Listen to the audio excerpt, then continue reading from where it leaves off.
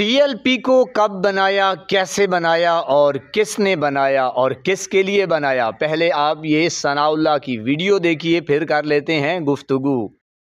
पहली दफ़ा जनाब ये तंजीम भी जो है वो सामने आई और उसके बाद इन्होंने वहाँ से अच्छे खासे अंदाज से सामने आए और अच्छे खासे वोट लिए और इनको पूरी सपोर्ट हासिल थी। और फिर उसके बाद ये प्रोग्राम था कि PMLN जो है इसके साथ जो रिलीजियस वोट है, क्योंकि it's centre to right political party, तो इसको जो है ना वो यानी अलग यानी इसको अलग किया जाए और इस पार्टी को जो है वो कमज़ोर किया जाए। तो इसका बुनियादी तौर पर तो ये इसका जो है वो सोचा गया था कि इसका ये बेनिफिट होगा, लेकिन वो बेनिफिट वो उल्टा पड़ गया। फिर जब वो थोड़ा ताकत में आए तो उसके बाद इस बात का भी मुझे इल्म है कि फिर ये बनाने वालों के हाथों में नहीं थे।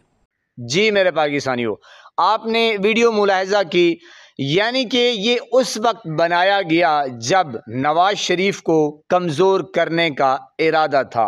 यानी कि नवाज शरीफ का पंजाब में आपको पता है कि पहले तोती बोलता था, अब तो जनाब तोता भी नहीं बोलता।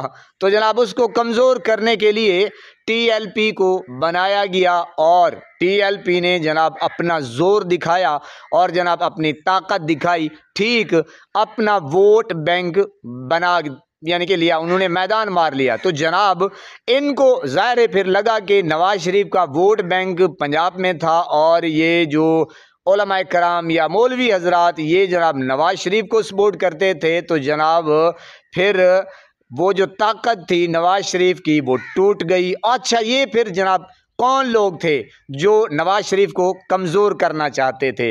अब ये बनाना और ये फिर गायब करना, उठाना, धमकाना, फिर जनाब पाबंदी लगाना, ये किन लोगों का काम है? मुझसे ज़्यादा आप बेहतर जानते हैं, जो ताकतवर लोग हैं। अगर आपको ऐसे नहीं पता तो मैं आपको वाज़े बता दूं, स्टैब्लिशमेंट। अगर फिर भी नहीं पता तो जनाब जो हमारे जर्नेल हजरात हैं, जी मेरे पाकिस्तानियों, असल में मुद्दा यही है, यही लोग मुल्क के ऊपर हुक्मरानी करते हैं, हुकूमत भी इन्हीं लोगों की होती है। और ये तोड़ना, ये फिर बनाना, ये फिर जद्दोकोब करना, ये फिर उठाना, ये धमकाना, ये फिर मारना और जनाब ये नए नए किस्म के शोशे छोड़ना कि जनाब अब ये फितना हो गया है, ये फसाद हो गया है, अब ये ख़राब हैं, वो ठीक थे। तो जनाब ये खुद ही करते हैं, ये खुद ही बनाते हैं, ये खुद ही बनवाते हैं, सारा काम जो है इन लोगों का है। तो जनाब दूसरी तरफ हम चलते हैं, दूसरी वीडियो कि उज़्मा बुखारी, जी उज़्मा बुखारी को थ्रेट मिल रहे हैं और जनाब यानी कि गंदी गंदी गालियां दी जा रही हैं और जनाब रेप की धमकियां दी जा रही हैं और पता नहीं क्या क्या दिया जा रहा है। पहले आप ये उज़्मा बुखारी की गुफ्तगू सुन लें, फिर कर लेते हैं थोड़ी सी बात। उन्होंने आपको फोन करके क्या नहीं कहा, हजारों की तादाद में मेरे बच्चों को मुझे रेप से लेकर कत्ल करने तक की धमकियां, गंदी नंगी गालियां और नॉन स्टॉप टेलीफोन कॉल्स। एक वक्त में होता था कि व्हाट्सएप पे भी कॉल आ रही होती थी, दूसरे नंबर पे भी कॉल आ रही होती थी और फोन चोक हो गए थे। मतलब मैं 3 दिन तो फोन शायद इस्तेमाल भी करने के काबिल नहीं रही थी। So it's okay. कुछ महीने पहले की मुझे एग्जैक्टली याद नहीं कि मैंने एक प्रेस कॉन्फ्रेंस के अंदर जो है वो किया था। क्या किया? कुछ नहीं, मैंने अल्लाह पाक से जो है वो ये दरख्वास्त की उसकी बारगाह में कि परवरदिगार तू इज्जतों का और जान का जो है वो मालिक है, सो ये हिफाजत तेरे जिम्मे है। जी मेरे पाकिस्तानियों, आपने उज़्मा बुखारी साहिबा की गुफ्तगू सुनी कि वो कह रही हैं कि रेप और गंदी गंदी गालियां और नंगी नंगी गालियां और तो और कत्ल करने की भी धमकियां जो हैं वो मिल रही हैं और वो फ़ोन करते हैं और फ़ोन भी ऐसा करते हैं, व्हाट्सएप पे भी मसरूफियात और जनाब फ़ोन भी अंगेज और यानी कि फ़ोन जो है वो यानी कि वो क्या कहते हैं कि हाँ मादा थी मैंने फ़ोन का जो है ना वो जनाब ऐसा यानी कि जैसे हैंग हो जाना और बिल्कुल डेड हो जाना, ऐसी ऐसी कॉलें, ऐसे ऐसे थ्रेड्स। बहरहाल जनाब ये कह रही हैं उज़्मा बुखारी साहिबा। अब सवाल ये है जनाब कि पाकिस्तान में आपको पता है ये पिछले 4 सालों से अब ये मौसूफ़ा कह रही हैं कि मुझे तकरीबन 2-2.5 महीने पहले ये थ्रेट और ये धमकियां और ये ऐसा वैसा ऐरा गैरा नत्थु खैरा ये जनाब मुझे मिलते रहे हैं।